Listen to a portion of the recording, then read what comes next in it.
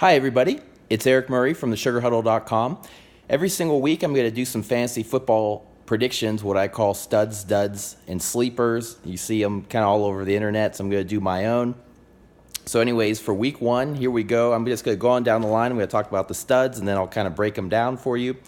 Quarterbacks-wise, I've got Matthew Stafford. I've got Drew Brees. I've got Pat Mahomes and Phillip Rivers, who are actually going against each other. Running backs-wise, I've got Alvin Kamara, Leonard Fournette, and Todd Gurley. Receivers, I've got Chris Hogan, A.J. Green, and Stephon Diggs. Tight end-wise, I got Kyle Rudolph and Robert Gronkowski. Gronk, we'll just call him Gronk. And defense, I've got Saints and Ravens. So, first of all, Rivers and Mahomes are actually going head-to-head. You got a big AFC West divisional matchup week one with the Chargers and the Chiefs. I just feel that this is going to be an absolute shootout. I actually have an individual game prediction for that. I actually have the Chargers winning that game 37-34. I think Rivers could have a 400-yard, 4-touchdown type performance. And Mahomes himself could have 350 yards and maybe 3 touchdowns, or maybe a couple touchdown passes and maybe a rushing touchdown, short one inside the red zone. I just look at it, the Chargers, they've got a lot of talent and they've got a really good defense, but they're kind of banged up, which is kind of a tradition of the Chargers to have all these guys hurt every single year on both sides of the ball, and even special teams for that matter. And so I look at that, and I think with Pat Mahomes being such a wild card, we really don't know what to expect out of him this year. We don't know really what to expect out of him long term. So with Pat Mahomes, even though he hasn't really had that great of a preseason, I could really see him balling out in this game. He's got Sammy Watkins now, which Sammy Watkins hasn't lived up to the expectations since coming in the NFL. But who knows? Maybe he'll thrive in Kansas City. You've still got Tyreek Hill, still got Kareem Hunt. So I like that matchup against the Chargers, but I really like the matchup on the other side with Rivers against the Chiefs defense, because Rivers, he puts up big numbers every single week no matter who he's playing, no matter if they're ahead, if it's a back-and-forth game, it's garbage time, it doesn't matter. But I just look at it and I say, at Kansas City, I think they ended up finishing 12th or 13th in scoring defense last year, which was actually a step back from where they had been the previous few years. Their defense really started to decline, and then in the playoffs, had that 21-3 lead mid-third quarter at home wild card game against the Titans. Then they blew it, and they ended up giving up 19 unanswered to lose 22-21, 12 of those in the fourth quarter.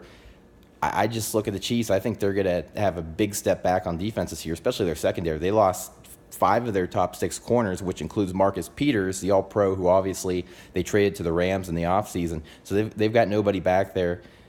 Daniel Sorensen, who really wasn't that great of a safety to begin with, he's down for, they don't think it's the whole year, but they think it's definitely going to be a portion of the year. He got injured in the preseason, and so without him, they ended up signing Orlando Scandrick, who had already gotten cut by the Redskins this offseason, the former Cowboy, and he's a corner that's, he's still an okay player, but he doesn't really have a whole lot of takeaways in recent years. So I just look at it, and I think Kansas City's secondary is going to be a mess. You could easily say that they're probably going to have the worst secondary in football. So I really like that matchup for both of those guys going head-to-head. I think that's going to be a shootout, and that might be the game of the week, quite possibly. Breeze is going against Tampa. Tampa I have as the worst team in football this year at 2-14. Tampa, they have a secondary that is right up there with the Chiefs as being one of the worst. Now, they still have Brent Grimes, but other than that, Vernon Hargreaves has been a disappointment. They're trying to break in a couple of younger guys at safety who could end up being really good. We don't know yet. Chris Conte is still there, and he's kind of a mediocre journeyman safety. So if he ends up starting, that's going to be favorable for Breeze as well. Breeze tore it up against Tampa last year, but remember, because he had such a great running game, he didn't have to put up huge numbers. He was 44-57. Both games he averaged well under 300 yards a game, and he had 3 combined touchdown passes in 2 games, no interceptions, had a rating of well under 100. Well over 100, I should say. But this year, you got to remember, Mark Ingram is suspended the first 4 games of the season for that performance-enhancing drug suspension. That leaves Alvin Kamara back there, who I think is going to have a amazing year, and especially great year in fantasy. But he's not an every down back. He can only get so many carries, and you don't want to give him too many carries anyways. So he'll get a few more carries than usual, but he's not going to get way more. So that could hold back the running game a little bit, and so that's going to force Breeze to throw the ball a lot more. So Breeze might throw it 40 times in this game, and he could easily put up 300-400 yards and have a few touchdown passes.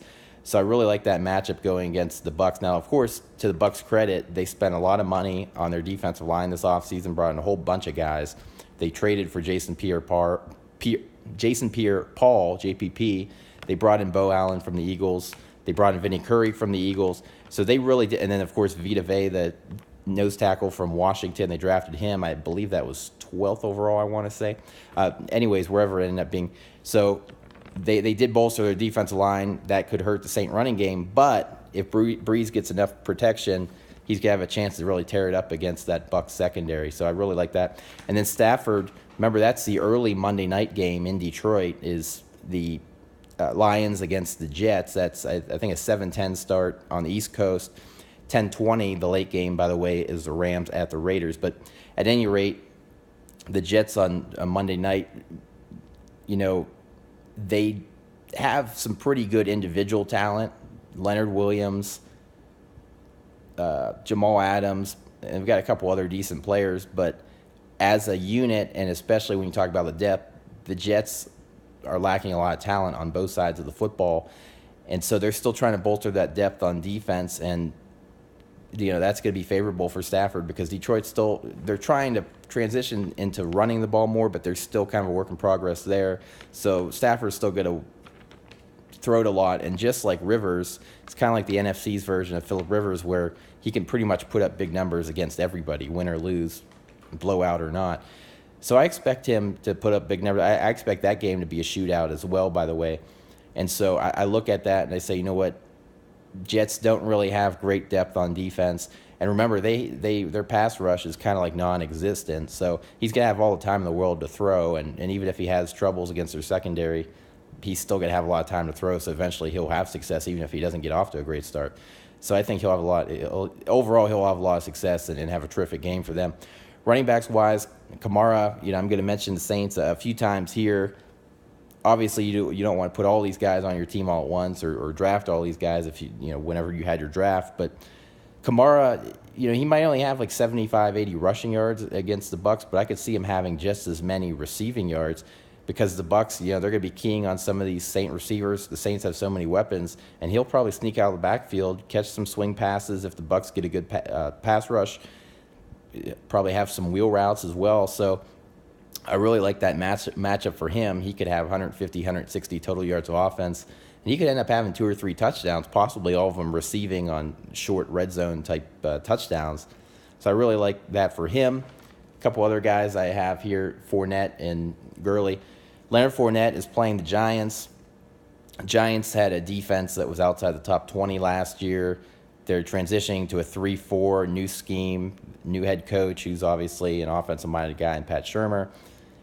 So I think it's going to be a little bit of a work in progress. Damon Snacks Harrison's still their nose tackle, and he's going to plug the middle. But beyond that, they don't have the most amazing group of linebackers and most amazing defensive line. They've got a younger defensive line outside of Harrison.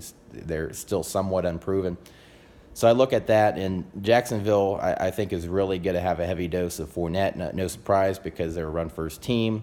And so I think they're going to really try to pound it at the Giants. And I think Fournette will end up having over 100 yards, and I think he'll have a really, really good day, and possibly a couple touchdowns in short yardage situations, maybe even break one. So I like that for him. And then Gurley, I mentioned the late Monday night game is at Oakland. The Rams are at the Raiders. The Raiders just traded away Khalil Mack. Remember, the Raiders have already had a bad defense the last few years. You get rid of Mack, now that's going to make you even worse. So don't really like the Raiders' front seven too much, or the defense as a whole. They've got a lot of work to do to really rebuild that unit. And so I expect Gurley to have an excellent night, and I think he too could have over 100 yards. Remember, he's an excellent receiver, something that Fournette is not. So I expect him to have some success out of the backfield as well. So he might have over 150 total yards, and maybe 50 or so of that is receiving. So watch out for that. He'll probably score a couple times as well. As far as receivers, who did I have here? I had Chris Hogan, A.J. Green, Stephon Diggs. Chris Hogan, Patriots playing the Texans. I got to admit, I'm not really in love with Tom Brady for week one, because I think the Patriots, with a lot of their in-house turmoil and some of their issues, as great as he's been in the preseason, I'm not sure how the Patriots will be the first few weeks of the season. Remember, they're without Julian Edelman. Danny Amendola is now a Dolphin. Brandon Cooks, they traded to the Rams. So they're lacking a lot of weapons. Their offensive line isn't very good, and they've had some injuries. So Chris Hogan and Rob Gronkowski are really the only two targets for Brady right now. And I'd imagine Hogan, who really has built a great relationship with Brady, will get a lot of opportunities against the Texans. Remember, the Texans, they moved their longtime corner, Kareem Jackson, to strong safety. They've got one corner in Kevin Johnson, who's constantly hurt, and he actually is dealing with a concussion right now. I know he's questionable for week 1. I'm not for sure if he's starting this Sunday or not, but even if he does, he's a hit or miss player. Jonathan Joseph has been to a bunch of Pro Bowls, had an excellent career, but he's in his mid-30s now. He's like 34, 35, somewhere around there. So he's a guy who the last couple of years has really started to decline quite a bit. And then, of course, the Texans linebacking core, pretty good, but again, not that the Hogan can't sneak past them the way the Patriots system works with a lot of their underneath stuff. So I think Hogan will have a terrific game. The Patriots as a whole, we've seen them get off to a lot of slow starts the first month or so of the season. That could happen again. I wouldn't be shocked if the Texans possibly upset them, even though I still think the Patriots will end up winning this game. But nonetheless, as far as Hogan, I think he'll have a lot of success in this ball game, especially if the Texans defense tries to kind of key on Gronk a little bit more. Hogan will definitely get his opportunities. As far as Stephon Diggs, they're playing the Niners, and then, of course, you have A.J. Green against Indy. Stephon Diggs against San Francisco. Adam Thielen's questionable right now, so I'm sure a lot of these guys that are questionable, they end up pretty much playing every single week, but nonetheless, because of that, because he's not 100%, Diggs is probably going to be more of the go-to guy for Kirk Cousins this week. 49ers, their linebacking core isn't that great. They've got, for the most part, a bunch of unknown kind of guys. Secondary, they have Richard Sherman, but Richard Sherman, he's been kind of up and down the last couple of years. He's coming off of that Achilles injury, first year with the 49ers now. Who knows what he's going to do. The rest of that secondary is kind of inexperienced, or they're kind of forgettable veteran guys. So very, very favorable matchup with that back. Actually, the Niners, I think, still they play a 4-3 or 3-4 now. I can't remember, but that back 7 or 8, whatever it is, I think Stephon Diggs will have a lot of success there, especially the fact that, again, Adam Thielen is a little bit banged up, so we don't know if he's going to be 100% for this ball game. And then A.J. Green against Indy. A.J. Green's kind of one of those receivers that no matter who he's playing, he always produces. He produces year in, year out statistically, but he was a little bit disappointed. I remember watching that preseason game against the Bills. They quoted him as saying that he was disappointed by last season, even though he still went to the Pro Bowl, that his numbers were down. He didn't have as great of a year, dropped a few balls, which he usually doesn't drop hardly any passes. So he was disappointed in his performance, and he's really a man on the mission this year, and he really showed it against the Bills and throughout the preseason. And I think against Indy, again, not a very good defense. They have Malik Hooker back there at safety, but he's a guy that got injured halfway through the season. I think he tore an ACL. So he's just coming back. Rest of their secondary is forgettable. Remember, Vontae Davis is no longer there. He was their number 1 corner last year. They've got 2 younger corners who have some talent and have some upside. One of them's Kenny Moore. But nonetheless, they're still younger players, so A.J. Green is a favorable matchup for him, and I expect him to have a really big afternoon. As far as tight ends, like I said, Kyle Rudolph and Gronk again, going against the Texans. If Chris Hogan ends up being the focus, that gives Gronk more of an opportunity. I expect Gronk to do some things in the red zone in that game. I think the Patriots will really turn it up in the second half of that game. And then Rudolph, of course, he'd be going against the Niners just like Diggs. And so, again, if Thielen's not 100%, that'll give Rudolph more opportunities. Again, Niners don't have a very good linebacking core, so he's definitely going to have a lot of opportunities to exploit that linebacking core of San Francisco. As far as defenses, the Saints and the Ravens, obviously I already mentioned the Saints. They're going against the Bucs, and the Bucs, remember, Jameis Winston suspended the first 3 games. So the Saints are going against Ryan Fitzpatrick, and Ryan Fitzpatrick has his moments. He was 2-1 last year as a starter. But nonetheless, I still look at it and I say the Saints, for the most part, should have their way with Fitzpatrick. I expect Marshawn Lattimore and company to come up with a couple of takeaways in that game. So I think the Saints will shut them down in a blowout victory. Saints are a 9.5-point favorite. I think they'll win by more than that. I think they'll definitely cover. So that'll be one of the big blowouts of this weekend. And then, of course, the Ravens. I'm taking the Ravens all day. I think the Ravens are going to have one of the best defenses this year. They had a top 10 defense last year. I think they're going to be even better this year. Yeah, they're without Jimmy Smith, but generally speaking, they've got everybody else. And going against the Bills, Josh Allen, rookie, Watching the Bills in that preseason game a couple weeks ago against the Bengals, he just got killed the whole time. The line, Bills' offensive line is probably going to be the worst football this year. So the running game's going to take a huge step back because of it. You've got no pass protection, not a whole lot of great receivers there in Buffalo. And Josh Allen's a guy that I really personally believe should really be sitting his entire rookie year. It definitely should be starting week 1. So don't really love that for the Bills at all. And I think the Ravens, they'll score a bunch of points. Justin Tucker will probably mix in a couple field goals. So I really, really like that matchup there. As far as the duds, I'll go down the line here. Quarterbacks, I've got Derek Carr, Eli Manning, Andrew Luck. Running backs, I got Saquon Barkley, Marshawn Lynch, Le'Veon Bell, and I'll get to Le'Veon more in a minute. Receivers, I've got Odell Beckham Jr. and Jarvis Landry. Tight ends, I got Charles Clay and Evan Ingram. Defenses, I've got the Bears, the Texans, and the Browns. So remember, these are all duds. These are, players and defenses I don't like for one reason or another this week.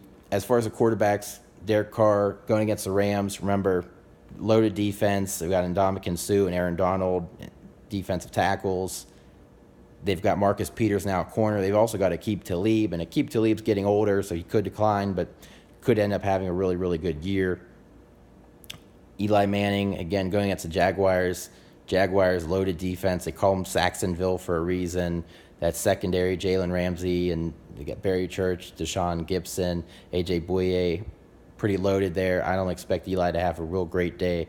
I have a lot of Giants on this list as being duds because I just don't know which one is going to be productive, so I'm going to pick against all of them, and I'm sure at least one of them will prove me wrong, but nonetheless, I'll stick by that. So Eli's going to have a tough day. He's going to have a tough time throwing, and he might get forced into a couple turnovers. Then Andrew Luck's going against the Bengals.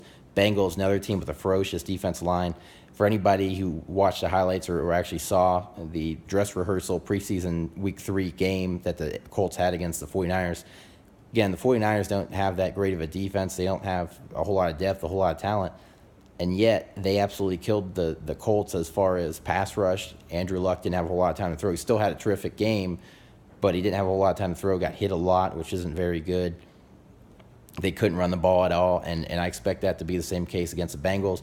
So I just think it's going to be a little bit of an up-and-down day for Luck. He'll have some success, but I think he won't have a real great game, and so I wouldn't take a chance on him in week 1, especially coming back from the shoulder injury. He hasn't played since 2016. Barkley, again, like I said, I'm going to be picking against a lot of these Giants players. Again, Jaguars didn't have a great run defense last year, but I do expect them to continue to get better. And with that pass rush, and if Jacksonville can get off to an early lead, Giants might neglect the run a little bit. So if that happens, Barkley might not get as many touches as possible. He might not be able to break that one big run, and so his numbers could be really disappointing in his rookie debut. Overall, he'll have a good rookie year, but that first game, I'm not real confident. Marshawn Lynch is 33 now. He had his moments in preseason, but again, going against that Rams D-line, don't really love that matchup. And then Le'Veon Bell, I wrote this early yesterday before it was really official that Bell wasn't going to play week 1 because it's been borderline the whole time. He might actually hold out for several weeks now. I didn't love him in fantasy this year anyways, and I didn't really love him for week 1. If he would have played, because he would have been coming in last minute, he would have been rusty as hell, and he might have even gotten injured. And he might still get injured whenever he comes back. He's got till week 11 to come back. Who knows when he's coming back? So anyways, that's self-explanatory. Again, Giants, Odell Beckham. He's going against Jalen Ramsey. So, Jalen Ramsey, he's been calling out a lot of quarterbacks. He's got to back it up. Beckham, we'll see what kind of success he can have against Ramsey. Beckham, sometimes when he's gone against top corners, he's been a bit hit or miss. I remember when he went against Josh Norman, when Norman was with the Panthers. For the most part, Norman got the best of them. So that's, of course, when both got or should have gotten ejected, and they got into that big fight, and Beckham got suspended. Jarvis Landry's a really, really interesting one. This is one of the ones where I could really be dead wrong on. The reason why I'm throwing it out there is Tyrod Taylor is supposed to start, but he's questionable, and so he's still probably going to start and play, but who knows if he gets knocked out of the game or not, or if he starts having issues. And, of course, Tyrod's a guy that he's just kind of a mediocre starting quarterback. He dinks and dunks way too much, even though he's got a pretty good arm. And that's good as far as Landry goes because he catches a lot of stuff underneath. He's a guy that doesn't have a real great yard per catch average because he catches a lot of short passes and tries to make them into something. him and Tyrod have had a great connection this preseason, this training camp. But nonetheless, even though the Steelers haven't been that great defensively since Ryan Shazier got injured last year against Cincinnati, I just think that the Steelers are going to have success against Tyrod. I think they're going to kind of key on Jarvis Landry, especially because you got to remember, doesn't look like Josh Gordon's going to play. He's questionable for Week 1, so if he doesn't play, then that's one less weapon for the Browns receiving core. So overall, and the Browns aren't super deep at receiver anyways, so I think Landry could get a lot of double coverage, and if that happens, then the Browns are going to have to go another direction. Tyrod's going to have to go another direction. And then, of course, if Tyrod gets knocked out of the game, you'll have Baker Mayfield in there, rookie, first game. A lot of people aren't sure, is he ready to play right away or not? People are kind of divided on that. So if he gets overwhelmed by the Steelers' defense, which, for all their faults, remember, they led the league in sacks last year with 56. So I just say, you know what, maybe Landry, he'll be great in weeks coming up, but this week, maybe not so much. So, yeah, that's an interesting one that I have there. I could be dead wrong on that. Charles Clay and Evan Ingram, the tight ends. Again, Evan Ingram, self-explanatory. He could end up being surprising. But remember, the Jaguars, they do have guys like Telvin Smith, and they've got Miles Jack at linebacker, so they're capable of certainly keying on Ingram. And then, of course, the safeties, again, when you got Church and Gibson, they can certainly contain Ingram as well. And, again, picking all these guys for me as duds, definitely risky, all these Giants players, but I just don't know really who to believe in this matchup, tough matchup when you're going against Jaguars. And then with Clay, again, tight end for the Bills, he's been their best receiver the last few years. Again, he's got Josh Allen, who's probably going to struggle a lot for a while, especially this first game, going against the Ravens defense. Very, very tough matchup. He's not going to have a whole lot of time to throw. So I think the Ravens will key on Clay, and then, again, Allen's probably going to have an up-and-down day anyways, so I don't really like Clay in that one. And then defensively, Bears, they're playing at Lambeau Sunday night. Khalil Mack's probably going to play, but I think he's going to be really, really rusty, so I don't know what kind of impact he's actually going to have Week 1. So even though the Bears have a really good defense, Aaron Rodgers, he's had their number the entire time he's been in the NFL. Texans, they're playing the Patriots. Texans had the worst defense in football last year because they had all those injuries. They'll definitely have a big bounce back this year if Watt and Merciless can actually stay healthy. But nonetheless, they'll have some success against the Patriots, but I think the Patriots will turn it up at some point in that game. So the Texans aren't a team that I'd really want to take in fantasy. I wouldn't want to take that chance. And the Browns versus Steelers because, of course, even without Le'Veon Bell, you've got Roethlisberger dominates the Browns the way Rodgers dominates the Bears, but obviously Antonio Brown, Juju Smith-Schuster, some of those other guys. So don't really love that for the Browns either. I know a lot of people are high on the Browns in this Week 1 matchup, but I like the Steelers. And then finally, my sleepers. This is a little bit of a risk because it's a rookie, but again, these are just sleepers. I've got Sam Darnold, Jets rookie quarterback. He's playing at Detroit. And then, of course, I've got Ryan Tannehill playing the Titans. Ryan Tannehill, remember, tore his ACL last year, actually missed the last few games of 2016 as well. So it's been a long, long time since he's actually played. But you know what? Titans, they've got a pretty good defense, really good secondary, but remember, they've got a lot of banged-up linebackers right now, and he might be able to exploit that. And for Darnold, again, I think it's going to be a shootout between the Lions and the Jets, and I think he'll have success. I mean, Detroit doesn't have the greatest linebacking core as far as pass coverage, especially Jared Davis, their former first-round rookie from last year, or actually, I believe he might have, did he go in the first round? I think he went in the first round last year. But Jared Davis, at any rate, had a mixed bag as a rookie year because he got abused in pass coverage. I don't know how much he's going to improve this year.